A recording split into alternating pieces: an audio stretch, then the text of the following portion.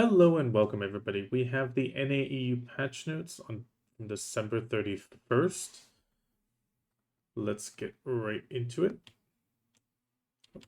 So we have some Seraph changes. We have the Flow Impelling Slash. They've changed the SP effect to recover HP. This is a up to 100 HP per hit skill. This might alleviate some of her healing. And Twin Rising Slash and Mark of Judgment, they've added a critical hit rate of plus 20%. Then other class changes, they fixed an issue where your character's position moved to the rear when reconnecting by a body of water. This is for Corsair. On Scholar Flow Repulsion, they fixed an issue where falling animation continued to occur in certain situations while using the skill. And then we have some Seraph fixes in general again. So we have issues fixed where the log did not display while chopping wood. Fixed an issue where pickaxe effect did not display while mining. They also fixed an issue where your weapons appeared abnormal during the following social actions for Proudly, Narcissist, Flirt, Confident, and Fighting Spirit. Goyen's Greatsword Arts, they changed so you can now combo into the next skill from the first attack motion. And Mark of Judgment, they fixed an issue where you recover HP per hit effect was not applied during attack 2. Then we have the Snowfall Crasher regular season starting. This is a new announcement, but we'll get to an event in a little bit. Then we have the campsite buff renewal. So with this also comes a little bit of an expansion on the fairies continuous care skill. But let's get right into it. So first off, the skill and experience from the campsite buffs has been removed and it has been implemented into the body enhancement buff. This is effectively the PvE PvP buff that everybody pops from the villa. The effects are now combined, so you have a little bit of combat and skill XP, and also the heatstroke hypothermia resistance being added. Just a tiny little thing. They also changed the skill and experience scrolls previously obtained from certain Valencia villas with the body enhancement scrolls. So effectively, the previous items have been changed to be the new body enhancement. They've also consolidated the offensive, defensive, and XP buffs from the churches or the blessings. So before we had the Blessing of Valor, Protection, and Growth. This has now been unified into Adventurer's Boon Blessing with a 120 minute and 300 minute variant still existing. It effectively just combines all stats into one. The church NPCs that previously offered the 3 separate buffs will now provide a singular one. The price has been unified to equal effectively what it was before, if all 3 were bought. So if you only bought the attack and DP always and skipped the XP, sadly it will cost you a little bit more, but it's not too bad. They also added the following buffs to now be available for purchase and use as scrolls. This includes the Turning Gates Body Enhancement Adventurer's Luck 1 to 5 and the Adventurer's Boom. Previously available as buffs purchased via campsites, they have now been added for purchase in the use of scroll forms. Also, there is a note for the Turning Gates and Body Enhancement, which is effectively the Villa buff. These can only be purchased while the Secret Book of Old Moon is active. Traditional campsite buffs are still available and require the Secret Book of Old Moon or the Villa Invitation, but we'll get to that in a tiny bit.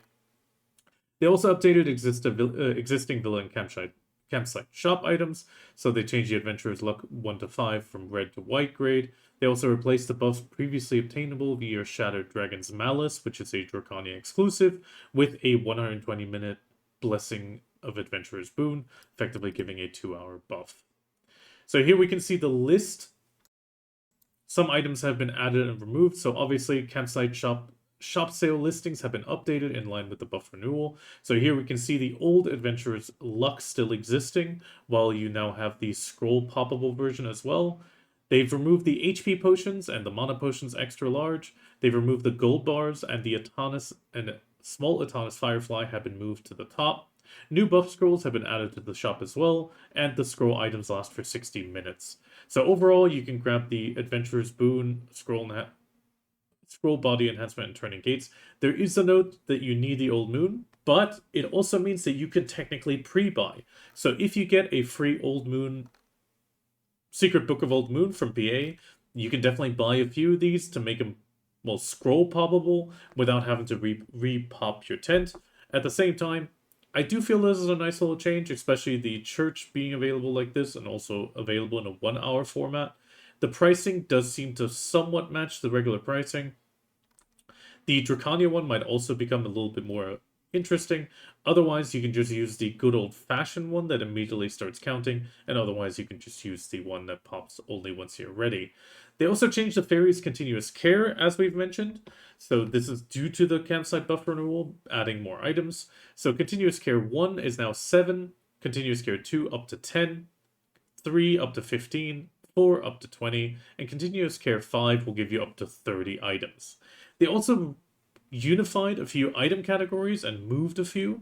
So overall, we had the Cron, Drop, Perfume, Scrolls, and Other. These still exist, but they've now added the Villa Scrolls, Adventure Boon Scrolls, Blessing of Mystic Beasts, and the Golden Blessings, effectively taking the Golden Blessings and the Blessing of, well, the house buffs, furniture buffs, out from the same category. By splitting this, you can now don't need to get forced to choose between a coin and a Mystic Beast. Now you can select both. So that is a little bit more quality of life right there.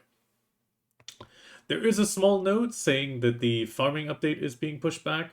This is due to them finding out a few more things. We're just going to have to wait for that. We also have a slight increase for the Alchemy Stones. So the Alchemy Stone rework, as I've mentioned, has been pushed back to January 22nd. It has been completely overhauled with the removal of Cron Stones. There is the short where I grabbed it from the Korean patch notes. It is, however, now available as a notice on the NAEU as well. They are doing a sort of part 1 changes, however, already. So they've changed some quests and progression pass rewards. So Stella's Alchemy Journal and the progression pass for the farming and cooking used to give a sturdy Alchemy Stone of Life. Now it gives a Stella Spirit Stone. And the rough Alchemy Stone of Protection has been changed to an imperfect Alchemy Stone of Protection. They also changed that rough, polished, sturdy alchemy stones can no longer be obtained from random chance item boxes. They've also changed the blessing and exalted alchemy stone extractions so that the materials used for upgrading are extracted as is. So this is a nice little change for the Mirror of Equilibrium to take these out. They've also already added the plus 30% life XP effect to the Khan's Heart of Life. That is a nice little change. And they improved the buff icon. If you have the Baelit's Heart from the Berserker TV series collab from PA, it will now actually show the Baelit's Heart on your buff. Then they improved the skill add-ons, so that now if you do have the Secret Book of Old Moon active, you can now apply the add-ons directly from the skill menu, so you no longer need to go to a skill manager to do this, even with the Old Moon active. The memory fragments do seem to be needed, and the skill instructor if you do not have the Old Moon active, so that still seems to be the case. They also made a small change for the daggers. They are now family-based, not character-based. This should make using different characters, different ults, much more easier to do, so you can just transfer it over to whatever character you'll be doing the dungeons, and then just go ahead. They also changed the color of the Lucretia dagger to orange, nothing really big. And as previously announced, the loyalty items and related challenges have been reset. We're going to see that once we get to the Pearl Shop. And also, as previously announced, Radiant Shakato seals have also been converted to reward seals. You will have gotten 1,000 reward seals delivered to your managed currency if you had any left over. Also, as previously mentioned, all Dark Rift bosses have been respawned. However, the new Alchemy Stone items did not get included, so do run it today if you can or as soon as possible, because it means we might get an extra respawn when the changes do come through to unify the starting point. So that means it is effectively free crons.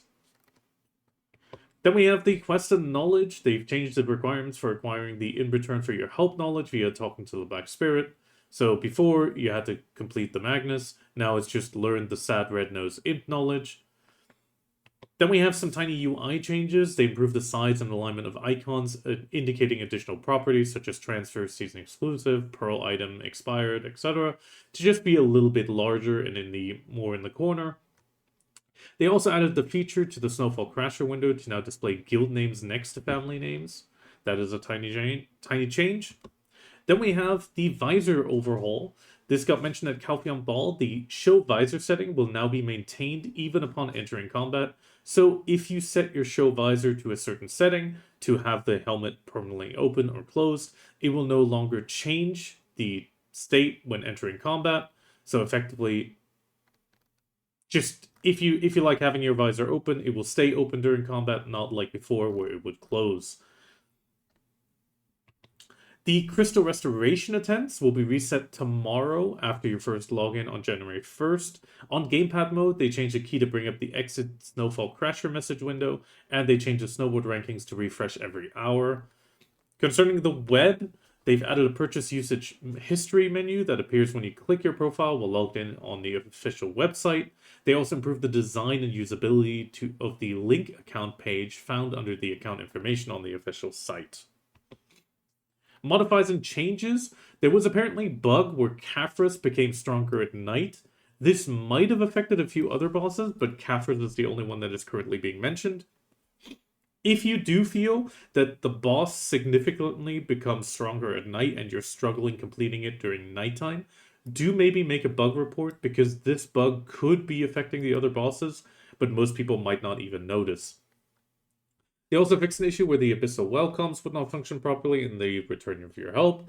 They also fixed an issue where the Abyssal Well icon did not appear on the world map for new adventurers. They adjusted a destination when moving to Tenebraum Castle, so your character arrives in front of the Tenebraum throne. They also fixed some issues where characters would become trapped in the fountain when moving to Olvia Academy. They also fixed some issues with weekly Land of the Morning Light boss subjugation entries remaining under the quest of recurring. Then they also fixed the world map territory icon located for Olvia Academy. They fixed some issue where contribution points could not be withdrawn. They also fixed some issues in the Snowfall Crasher UI. Pressing a spectate button, I button without first downloading for your record would not start the download. They also improved the issue where the result windows would occasionally appear and interrupt gameplay during the Snowfall Crasher. The turning direction key guide has been updated from D to A to AD. Nothing too grand there. Then we have some general fixes for A and B appearances for the La Orzeka armor, helmet and armor for Seraph. They also fixed an issue with Kunoichi on snowboards. There was a issue with Seraph fixing an issue with the Blood-Eyed Visor and Blood-Eyed Earrings. Fixed some appearance issues on the Event Classic Snowboard for Seraph. And they fixed some issues where abnormal monsters appeared in certain zones in Kamasovia. And some issues where quest conditions Black Spirit Advice was not met when equipping the Hex or higher Tuvala weapons. Further, they fixed some issues where Solari rank emblems were displayed in reverse, fixed the issue where HP gauge above the character disappeared after finishing an instrument performance, and gamepad mode, they fixed some issues where combat XP, skill XP stats were truncated in the secret scroll of a pure equilibrium, and finally we have a small fix for Seraph, where they fixed an issue where the life skill constants could not be heated. Then we continue with the first event. We have the Spotlight on You. We did get the announcement of the K-pop effectively outfit coming. There is an extra event for this. There is a pavilion, near the, I'm going to butcher this, Gyeongharu Pavilion in Seoul. There is an extra pavilion being added, or platform being added. You can experience the perfect blend of tradition and modernity. Modernity? Yeah, I think so.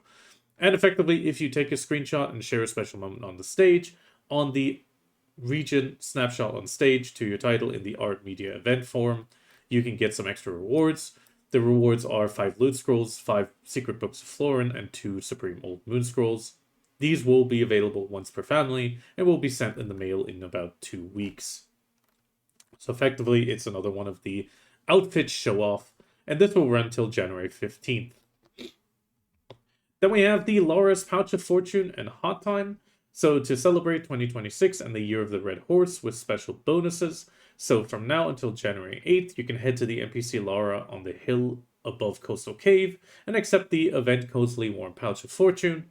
You then give her the pouch and you will receive the Leap of Growth 5 times and the Wise Housekeeper 5 times. And you should also receive some lanterns. Then also the Hot Time that was supposed to end today will have been extended by another week. So this is just a slight extension. And they do mention don't forget to check out the special New Year's coupons and join us for the bell ringing event and fireworks on New Year's Day. We'll be getting to that in one more event. Snowboard Showdown shreds in. So from now until January 19th, The practice is now over, and it's time to let your skills do the talking. There is rewards for the top 100 personal and top 10 regional. This is the top 10 average scored rewards by region. Rankings refresh every hour, so keep pushing for number 1 to track progress. You can go to the Snowfall Crasher event, updated hourly. Also, once all region checks are done, the GM notes will reveal the ranks. So we do have a regional leaderboard. We're going to go through the rewards. So if you hit the top ranks and your region gets rewards, it is effectively a 1st, 2nd, and 3rd with a 4th to 10th. You will be receiving item drop rate 100, 90, 80, or 70. The regional hot time runs from January 22nd to February 5th then.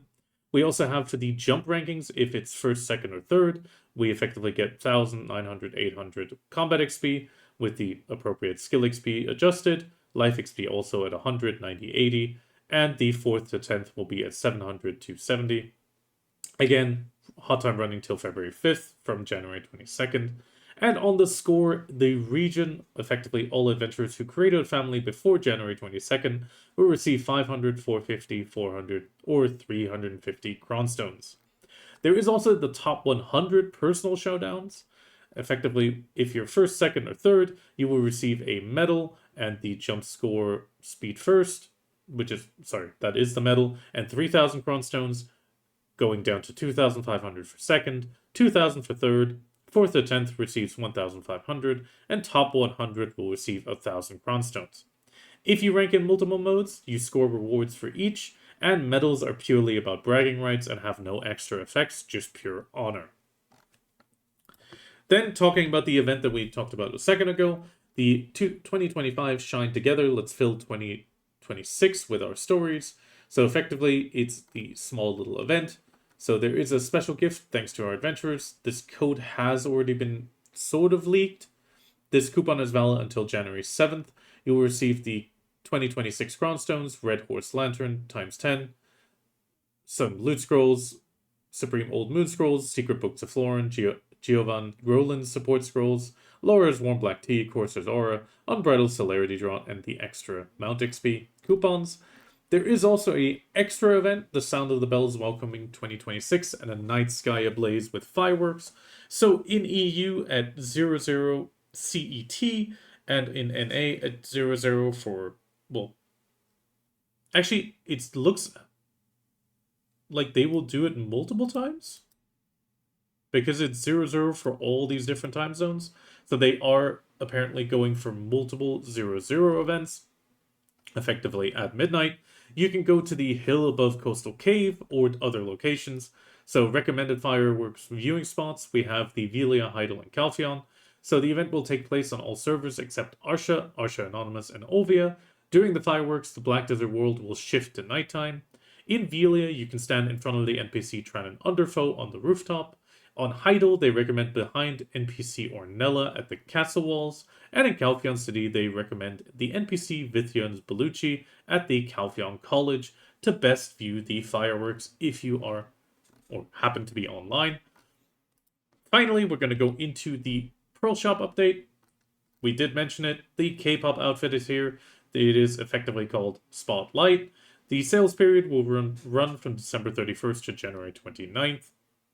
There are a few packs available. We have the full Spotlight pack and the Spotlight pack.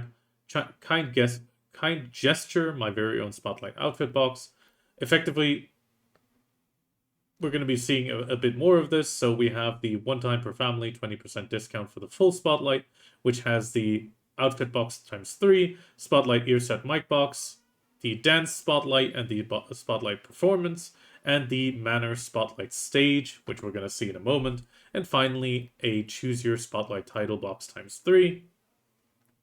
Then we have the Spotlight pack, which has one title. It has the dances. It has the outfit ones. This is 2,763 pearls. Then we have the Kind Gesture, my very own Spotlight, which has the outfit and the earset piece. That is it. Going through the mail, they have a similar thing with Hide Cape and Hide Helmet. So generally we have the Spotlight Helmet, Spotlight Armor, Iconic, and Signature. Iconic and Signature for the male Spotlight of the shoes and the earset. Overall, we'll be going through it in just a second. Female classes also has a slight spotlight. You have the spotlight ear set, mic set, signature. Here we can see the different outfits with the show cape and high cape. Then we also have the spotlight helmet. Here we have another example of the show helmet being active. Shy spotlight, we have this outfit and the other one apparently with the hidden cape. So effectively show cape adds the extra sweater. Then we have the dances being released separately for 370 pearls. We have the dance spotlight and spotlight performance. So overall here we have the dance spotlight. We're going to let this play real quick. This is both male and female. I mean, it looks kind of like a typical K-pop dance. Nothing too crazy. I do think the Black Desert music videos are going to be pretty much popping with this one soon.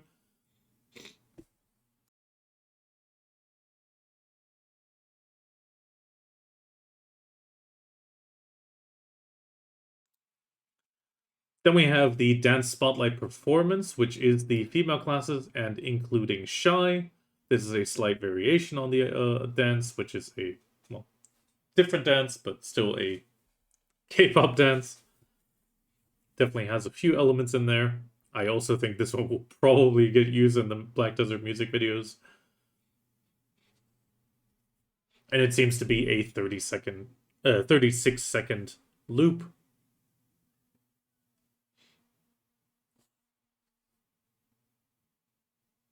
So here we can see the time.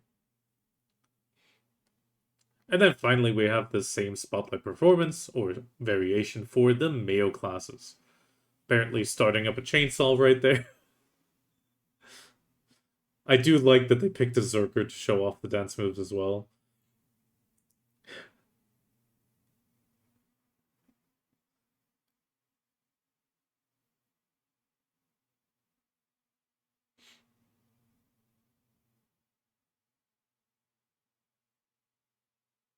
It is a little bit shorter than the female variant. And here is the Manor Spotlight stage that is in the full Spotlight pack. It is effectively a marbled or granite stage platform with a few steps, firework effects at the front, and spotlights at the back. It definitely looks nice. If you are a big fan of hosting Guild Manor events, I might say definitely consider getting this because it can be a bit special, but hey, it is up to you. Then we have these Dreamy Starlight Fishing Rod making an appearance again. I actually forgot to check something. The Dreamy Starlight Fishing Rod is again a 30-day temporary item. So the 30 days is, well, confirmed. I just double checked it. So effectively you can get for 1,000 acorns a 30-day rod again. Then we have the double loyalties for a 6,000 pearl. I think this is a bit early. Same thing for a 10,000 pearl box and the 20,000 pearl box. Then we have Welcome 2026 Gleaming 20 plus 26 pack. It is a Gamba box pack again, 18,800 pearls if you feel like it, but to be honest, I'd skip it. Then we have the Radiant Adventure pack. This is going to run till January 15th. It has the Transcendent Premium Enhancement, which is Gamble box, choose your premium outfit. Being a Gamble box means it's not available in Belgium and Netherlands again. We have the available version for the Resplendent Adventure Pack, which has a 15-day value pack at 70% off for 532 pearls. That is a really good deal. The Choose Your Resplendent Journey box, which you can choose some items from, and a Combat Support box and Combat/Life Scroll box. This one definitely would be a nice to grab if you have some pearls left over. Then we have the Adieu 2025 Sweet Premium Enhancement box, again, Gamba box. Then we have the Item Brand Spellstone ×4. This is for 500 pearls. Wizard Gofi for 500. Artisan's Memory 100 for 500. Then we have the Choose Your Pet box 500. Nader's Parchment 500. Elion's Blessing 500. Secret Book of Old Moon 15 days for 500. Thea's Orbs ×5 for 500. And we have a general discount of the 25% off Crimson Bloom Horse Gear. This is apparent, I would guess, for the Red Horse, Year of the Red Horse. And then we have the Loyalty Shop 2026. The Loyalty Shop has reset. If no quantity is listed, you will receive one item per purchase. So overall, we have a 9,900 loyalties, once per family. This includes the outfit, 15-day Value, Secret Book of Old Moon, Artisan's Memory, and Choose Your Combat Life. This one is definitely worthwhile, at least once in the year. Then we have the monthly loyalty pack, outfit box, and a Choose Your Combat scroll for 19,900. This is definitely a bit harder to reach. Then we have a double outfit box and a single one again. Definitely some very close pricing. I would definitely try to get this one over that one instead of monthly, but this is maximum purchase of 3. Then we have the Ultimate Premium Enhancement box, quite pricey. The Resplendent Adventure box, this one is a little bit more interesting again. We have a 15-day value pack, scroll box, Ellie's, and Dazzling outfit. Definitely could consider this one over the standard outfit box. The Mystical Sensor, this is definitely, I would say, a lazy tax. Sensors have become much more available. All the items are available. I will be working most likely on a little bit of a video soon for that as well. I would definitely skip the Mythical Sensor. Then we have Choose Your Training box, probably also a skip. Blessing of Old Moon 15 days, Intriguing Adventure box weekly. This is effectively the Intriguing Adventure box is a Gamba box. The 15-day Blessing of Old Moon, that gives you both Value Pack, Camisovia, and Secret Book of Old Moon. That can be worthwhile. There are some coupons again, but they are quite pricey on loyalties. But if you are looking to buy something like a tent or ship skin, grabbing this 40% coupon and then popping it on top of the skin, if you are already on a discount on the skin as well, this can definitely be worthwhile. We have some stacks in here as well, ranging from a 300 down to a 100. They are quite pricey though. Might skip them. There are some new added products. This one is definitely nice to see a return. The character slot expansion coupon is back now permanently, it looks like. It is 1 time per family. That is a bit of a letdown, but hey, it means you can get 1 per family again. Slight increase at least. We have Choose Your Combat Life scroll, Cooking Utensil, Alchemy tool, Deep Blue Title Draw, Forest Furies, and Tears of the Star, which is your Sailor Recovery. I mean, most of these items you should be able to get in-game no problem, but the character slot is definitely the highlight there. Then we have the Enhancement Health Kit, both life and regular, being added with a maximum purchase per family with a monthly reset. There is no purchase restriction for 20 Cronstones, but hey, I probably skip 20 Cronstones for 1,000 loyalties. But if you have nothing else to spend it on, this can be worthwhile. We also have the Choose Your Resplendent Stable, Workers Lodging returning, but there are the notes that if you have purchased them before, you might not have these available. Patricio's Pocket Watch is a once per family still. It does seem to have reset. Same for the exchange coupons. Choose Your Resplendent Storage Box, maximum 5 times per family. Horse Emblem, maximum 1 per family. Divine Lar Arcean Horse Gear Set, which we'll see in a moment. This is 1 time per family. If you've already bought it, it's gone. Season Character Ticket is available. Supreme Old Moon Box. Triple Float. Marvelous Balex Lunchbox still remains. The Whale Tendon Potion and Elixir seem to be here. The Meiwa Crystal Restore coupons, so nothing's really changed in these. The Tailoring coupons are also here. Same for the Etheria Cog. The Papu Together emojis remain. The 1-day value pack, Blessing of Camisovia and Old Moon are still here. The Nader's Parchment, Crystal Inventory, Family Weight Limit, Family Inventory Size, Sailor Presets, Inventory, Crystal Presets, Captain's Medallions, the Stable Expansion coupons, Workers Lodging coupons, and the Patricio's and Merv's carry-on bag. These do still have their limits, so if you bought them prior, you will definitely not be able to get another expansion, so they will already be grayed out. This also includes the artifact and the pet presets. As a small reminder, we have the Divine Lar Arcean Horse Gear set being shown here. It is effectively a bit more of a nautical theme. Overall, the fact that a lot of these didn't quite reset or get expanded by 1 for the long-term players is a little bit of a letdown, but it is really great to see the character slot make a return. I'm always happy to see stuff like this return. It just is really nice. Otherwise, I mean, if you're an established player, you definitely can buy a few things at the top, including an outfit or 2 over the course of a year. Definitely would be taking a look at that. And then otherwise, I will see you around in video. I wish you a happy new year in the next few hours, most likely, if you haven't already gone into the new year. And I will see you all next year with my next stream. And I wish you all the best of luck in 2026. And if you're still tapping in 2025, even all the best of luck in 2025.